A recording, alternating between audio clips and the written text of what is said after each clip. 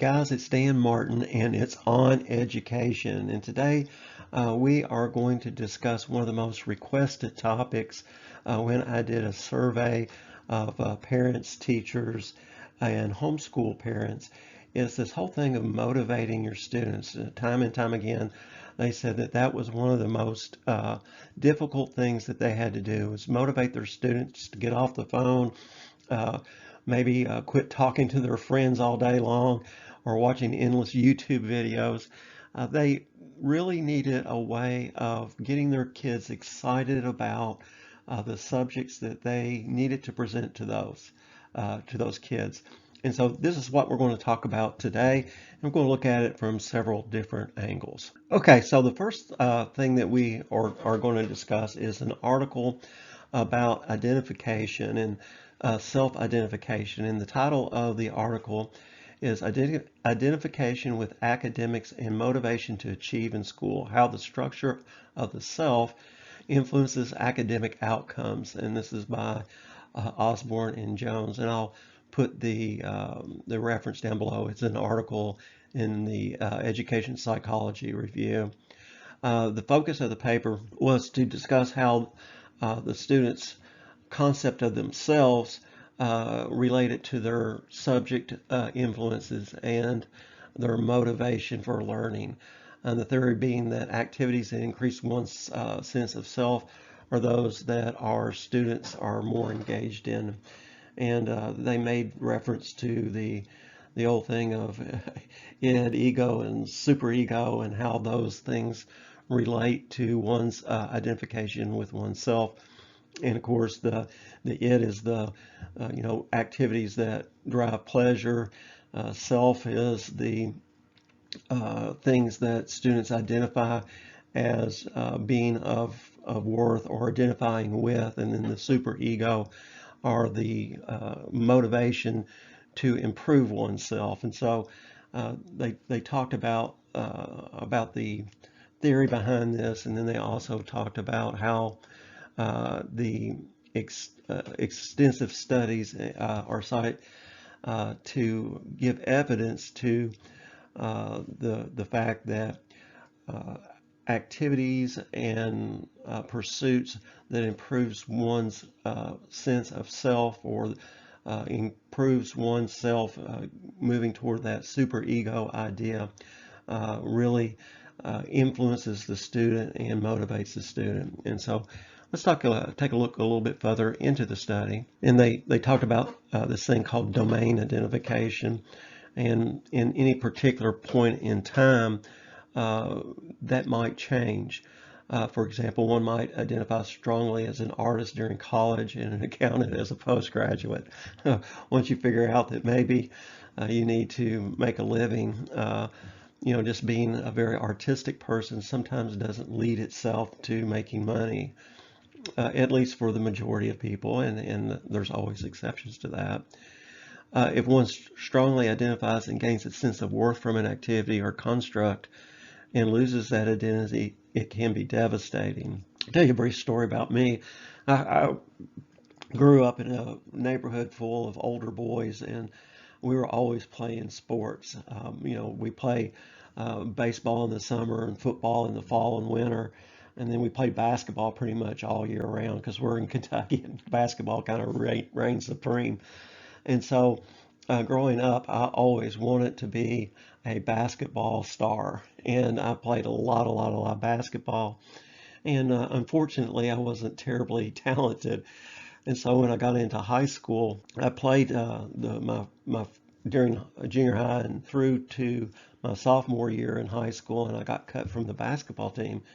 And it was just devastating to me. I just didn't know what to do. Most of my friends and my identity was surrounded around sports.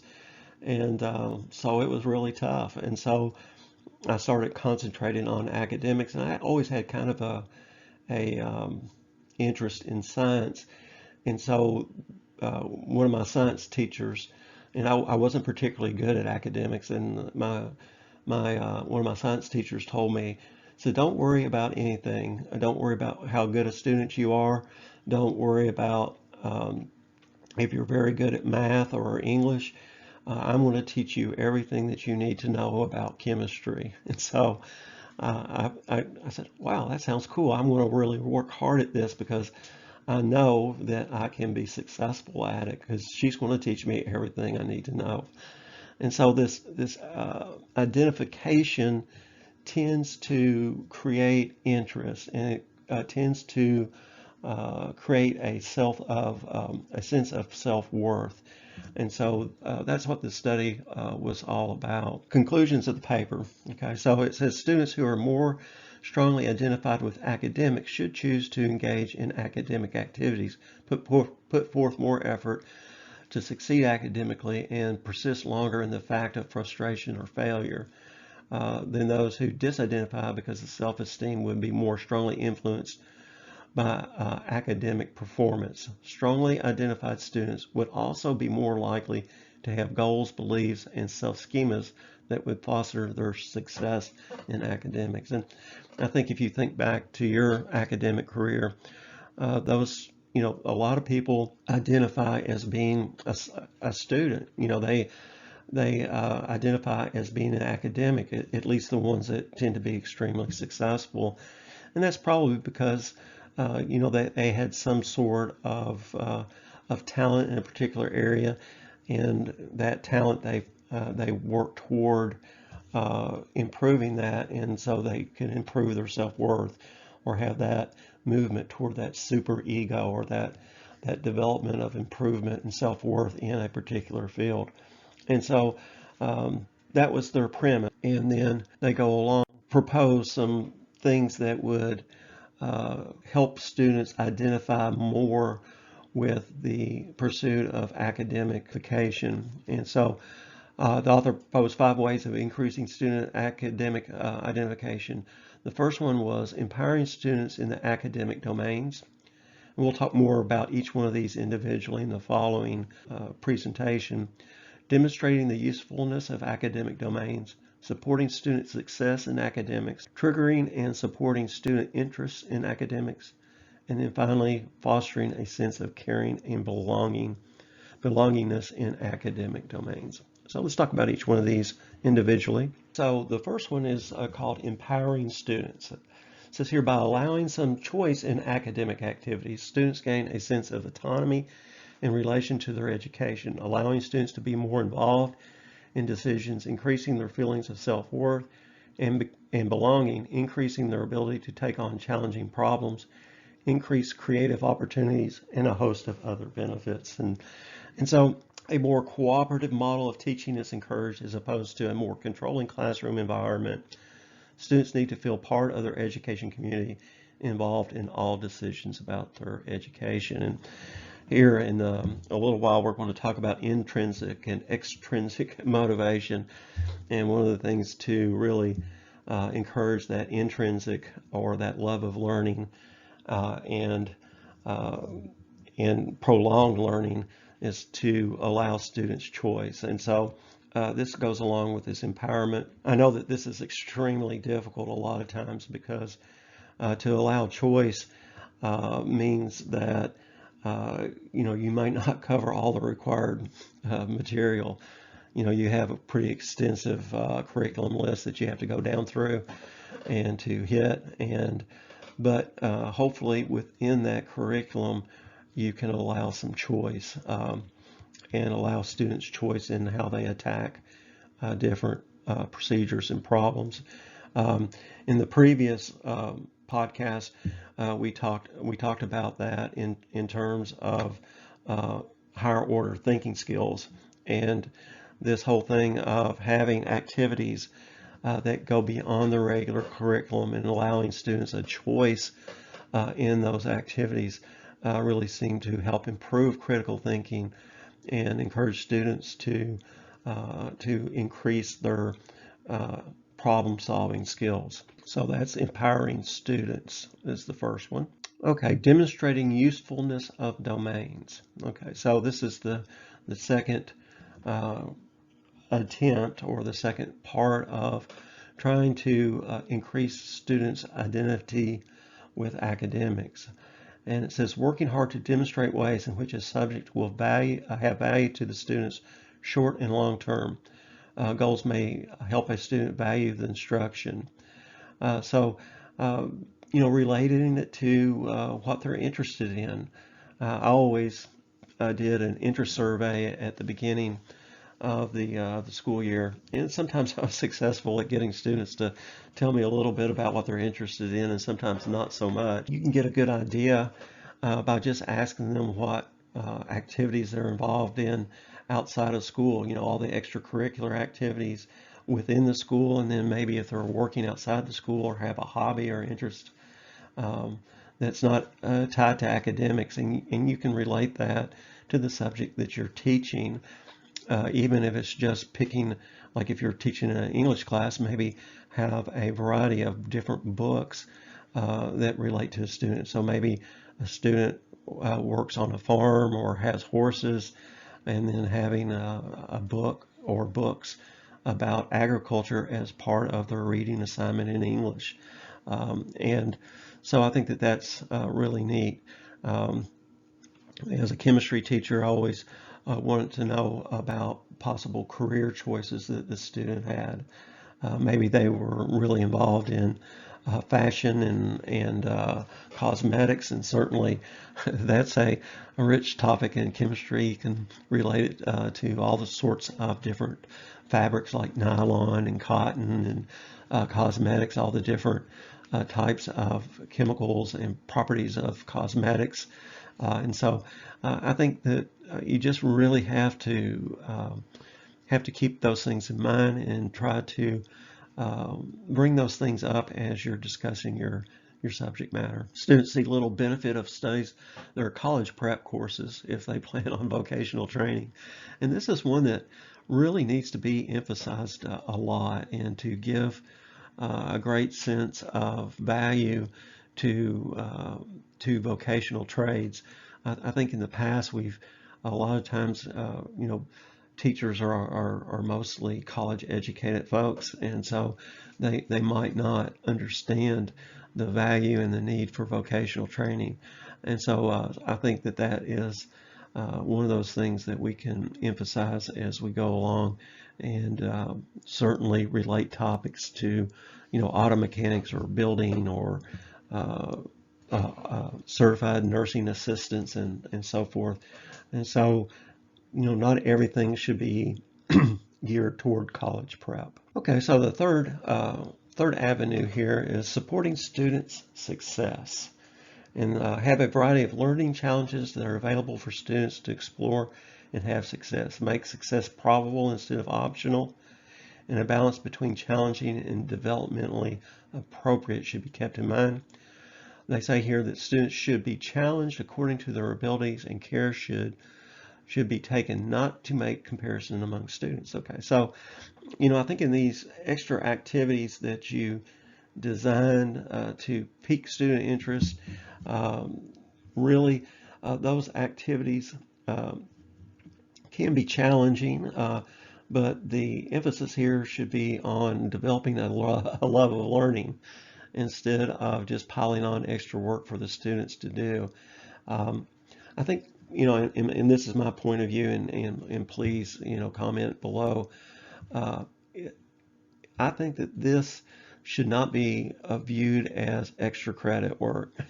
So I think within the design of your class, you should be careful not to have things that are seen as just extra credit, and then they could slough off on the regular academic part of the class and make it up here. I think that you still need to make sure that students have the skills that they need to be successful, and whether they're going to, um, go to college or vocational school, they still need to know the basic things about the subject that you're teaching. And so avoid the trap of extra credit work. I think a lot of times people say, well, if they see it as extra credit, they'll do it. But I don't think you should design it that way. And I think in the long run, you'll be better off. Triggering and supporting interest is the fourth avenue here. They say find ways of relating your subject to one that the student is already interested in. That's kind of a repeat of the past. And then it says students, projects, or activities relating to your subject to ones that students find interesting. Okay. Once related to the student's interest, then hopefully students will develop deeper connections and knowledge.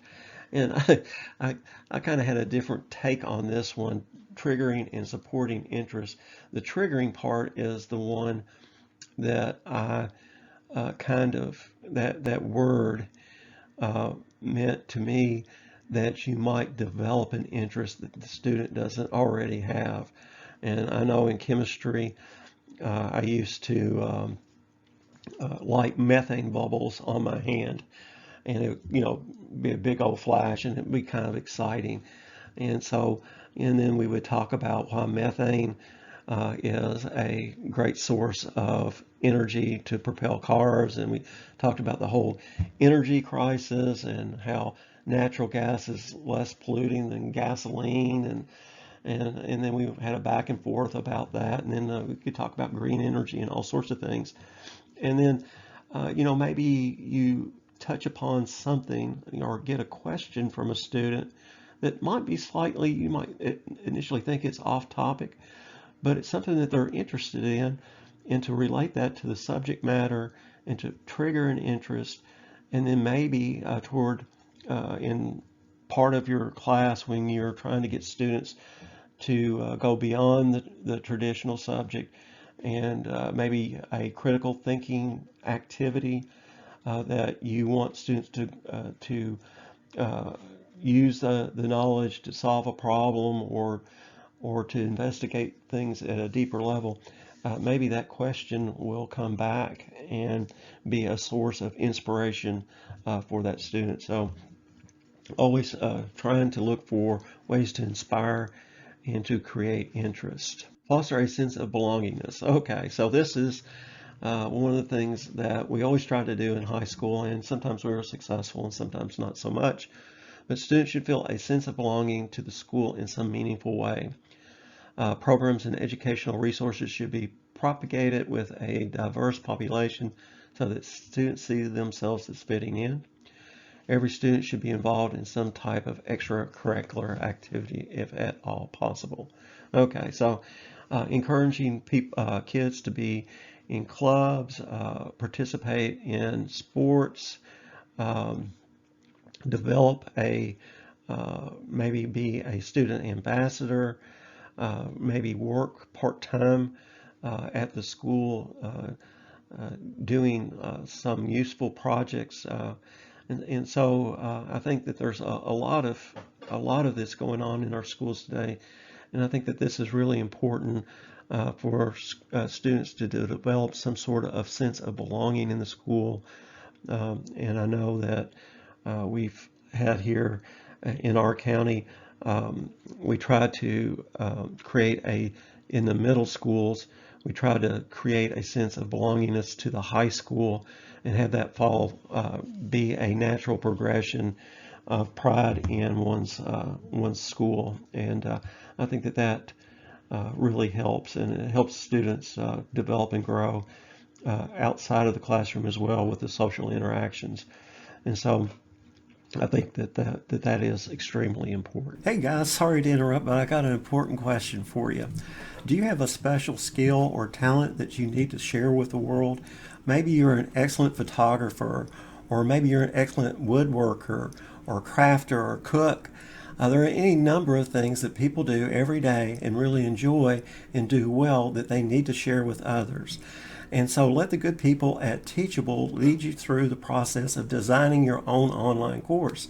It's really enjoyable, plus you can make some extra money, and I've included a link down below. Maybe your special talent is commenting on videos and blogs. And so there is a place called Paid Online Writing Jobs. And I've included a post down below where you can make money per hour reviewing and writing for others. And so this is a real cool site as well. Maybe you got that back to school blues, and you're dreading going out to the stores to buy school supplies for your students. And I'm going to encourage you this year to do a lot of your shopping online. One thing, you don't have to buy from depleted store shelves. You can always pick exactly what you want and find exactly what you need. And so I'll provide a Walmart link down below where you can go and shop for your school supplies. Now, when you click on an affiliate link of mine, it won't ever cost you anything extra, but I'll get a small percentage of the sale that will help me create more content for you. So hopefully you're enjoying the podcast, and we'll get right back to it. Thanks. Okay, so now we're going to talk about a different study and looking at the whole thing of motivation. And this study is called Study of Aspects Facilitating Lifelong Learning, Competence Development in High School Students. Okay, so the authors here, DC and Ryan, define 4 levels of motivation. And I'll provide the exact article details in the links below. And so let's talk about these 4 levels of motivation that they propose here. So they have extrinsic or external. Behavior and activity are regulated by awards and punishments. Introspective behavior is governed by partially assimilated rules and requirements. Identified behavior is governed by one's own choice of activity being previously regulated from the outside. Okay. Intrinsic or internal interest in activities. Success in learning is determined by intrinsic internal motivation based on one's innate need for competence, the choice of tasks of optimal difficulty, extensive or positive feedback, and self-determination, one's autonomy and internalization. That's a word salad there, if I ever did see one. So let's talk about each one of these a little bit, and I'm sure that we will dive into them as we go through the study here. But extrinsic and external. So this is all stick. We used to talk about on the farm, you either get the carrot or the stick. And we talk about motivating animals to move. You can give them a carrot and coax them along with a tasty treat, or you can smack them on the bottom. And so here, just the fear of failure, just the the the promise of punishment if you don't do something. Introspective here, behaviors govern partially simulated rules and requirements. Okay, so this would be, well, why do you do it? Because it's against the rules not to do it. Why do you pay your taxes? It's against the rules not to pay your taxes. And of course, you also know that at the end of that thing, if you negate or neglect to pay your taxes, you're going to get a behavioral smack on the bottom. You're going to incur fines or possible imprisonment, right? So the next one is identified. Behavior is governed by one's choice of activity, being previously regulated from the outside. And so this might be, you have some choice in the matter, but those choices are dictated by others. We're looking back on my teaching. I didn't always give students a wide open choice.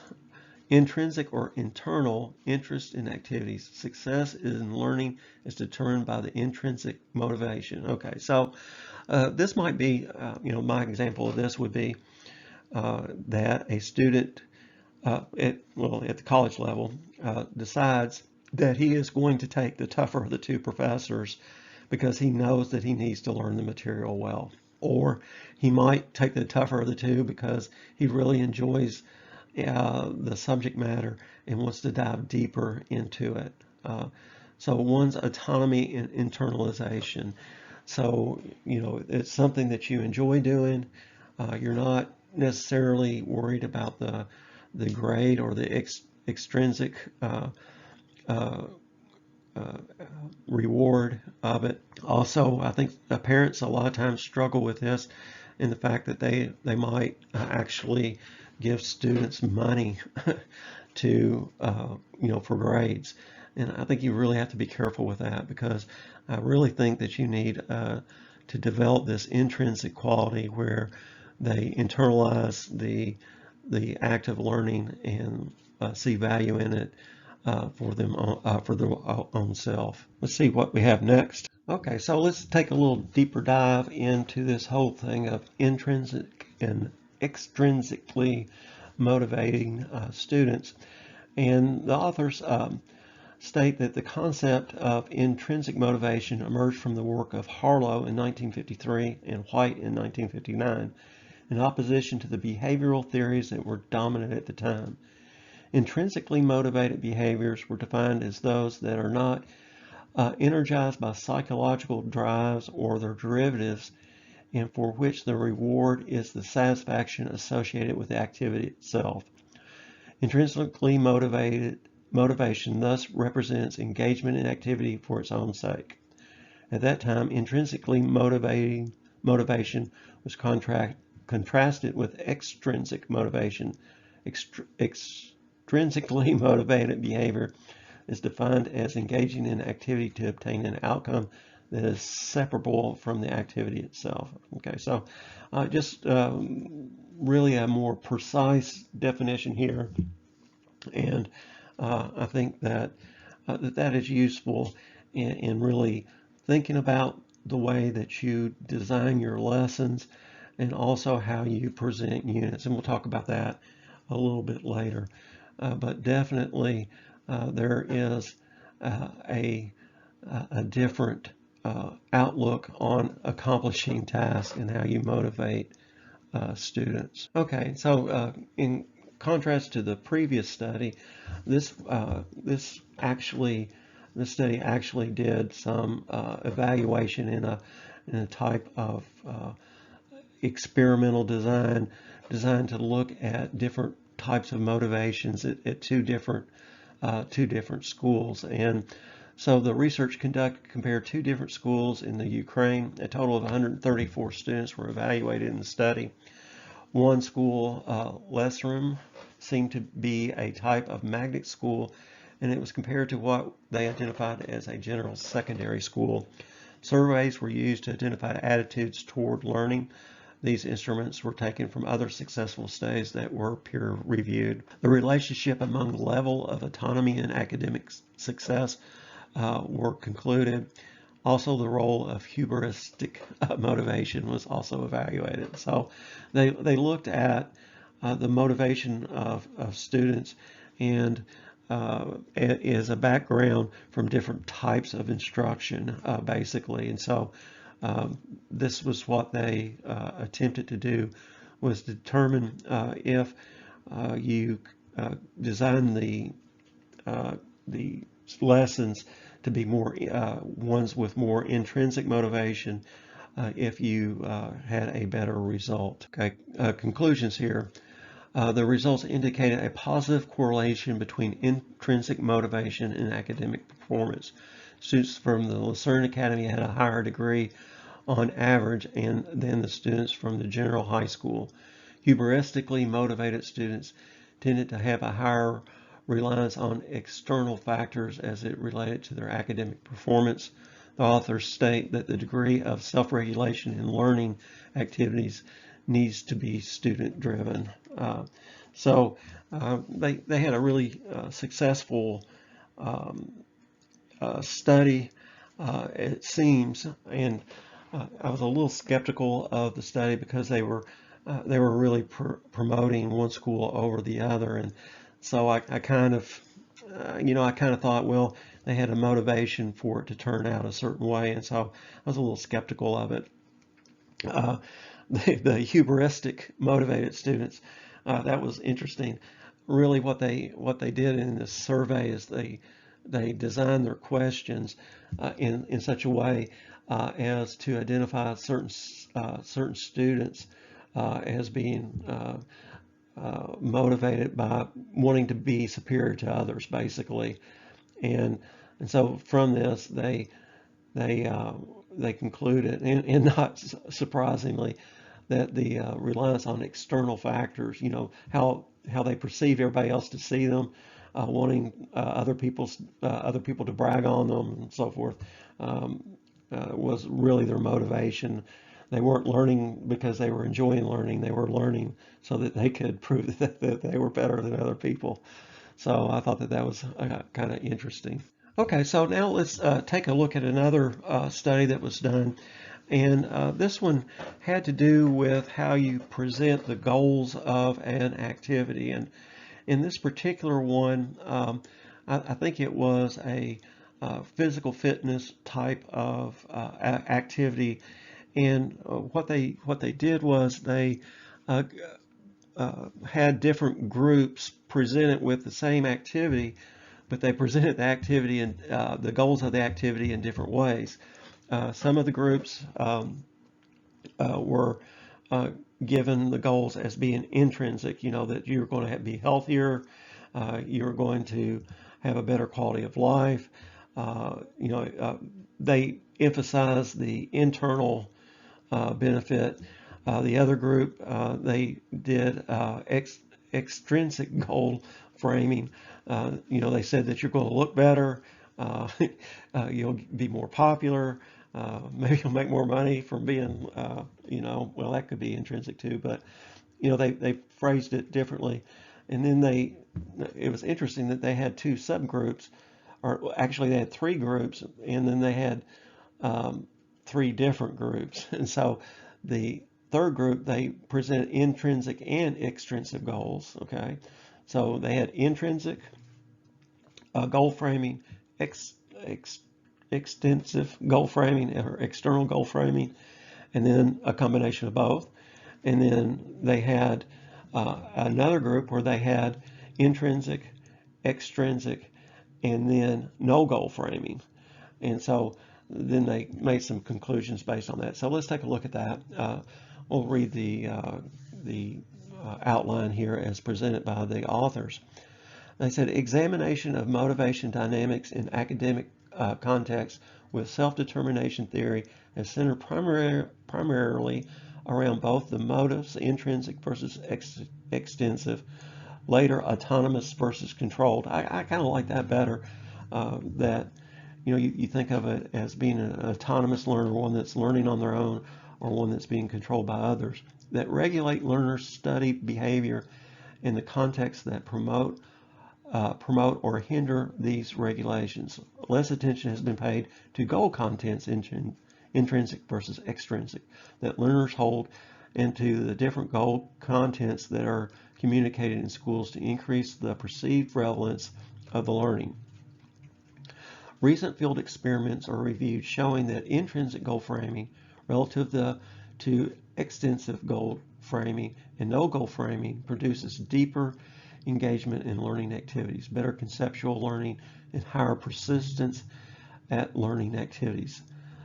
These effectiveness for both intrinsic and extrinsic oriented individuals, results discussed in terms of self-determination theory, concepts of basic psychological needs for autonomy, competence, and relatedness. And so they did this study, and they discussed the results. And so let's do that. Okay, so in this particular article, they start off by talking about autonomy supported versus controlled classrooms. And so here they say that in autonomy supported contexts, instructors emphasize the learner's perspective, allow opportunities for self-initiation and choice, provide a meaningful rationale if choice is constrained, refrain from the use of pressure and contingencies to motivate behavior, and provide timely positive feedback. So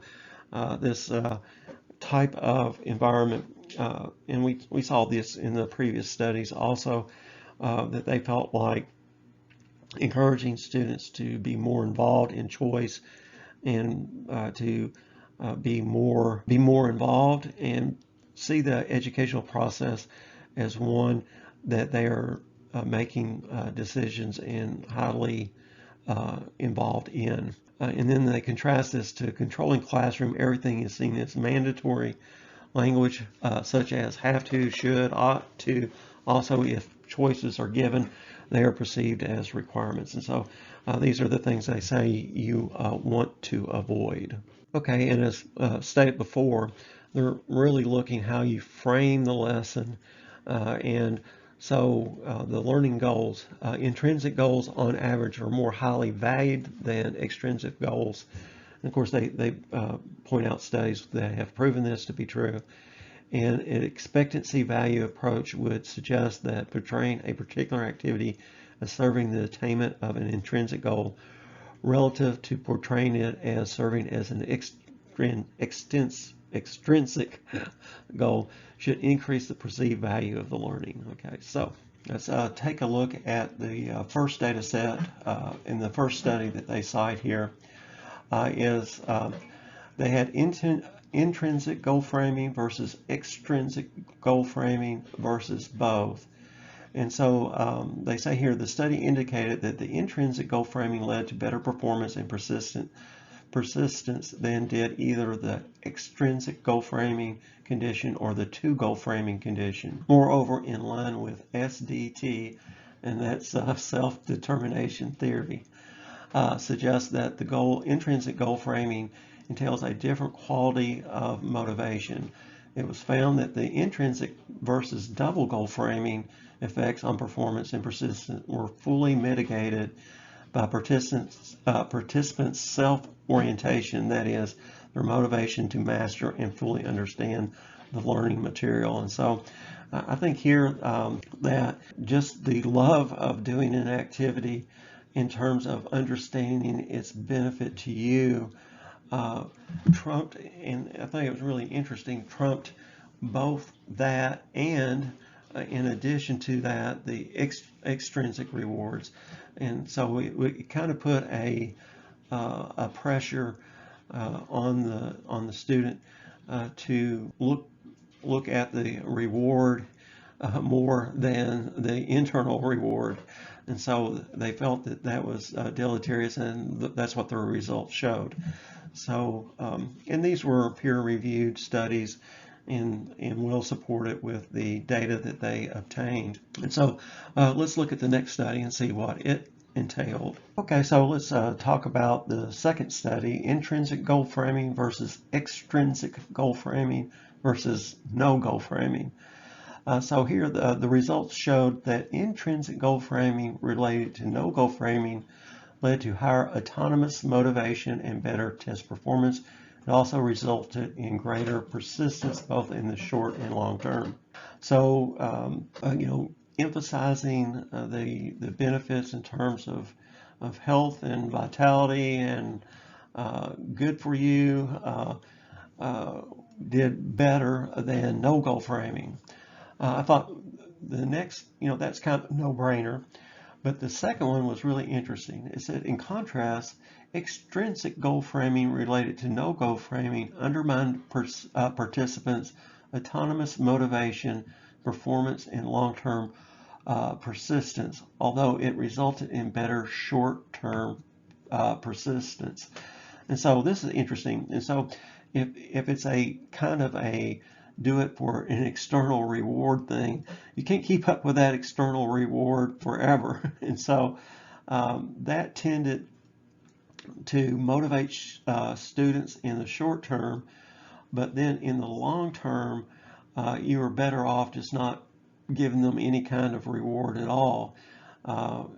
In their persistence in the activity and everything that they came up, they probably, although they weren't presented with it, they probably came up with the idea that this was really good for them, and it made the activity meaningful to them, even though that they weren't told so. So I think that that's really interesting, and I think it's really relatable to academics as well, is that unless you develop some sort of intrinsic reward from the academic process, the joy of learning, understanding how it's benefiting you, and that kind of thing, that this grade system that we're having, and I hesitate to bring this up here, but I think that that's a very extrinsic goal.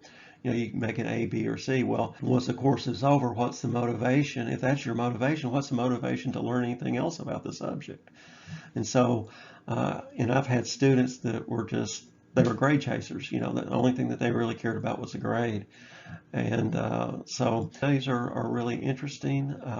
And I think that it emphasizes the need for this intrinsic goal development, and then development of self-worth in terms of learning and identification with the school and feeling a part of something is certainly part of that. That's that first study.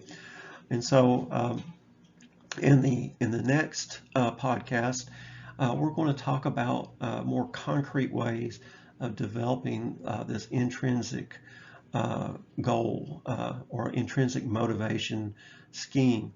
And I hope that you will find it useful and beneficial. I will provide the links of these studies below so you can check them out and read about them in further detail and not have to listen to me babble on about them. It's been fun putting this together. Hopefully you found it useful, and we'll see you in the next podcast.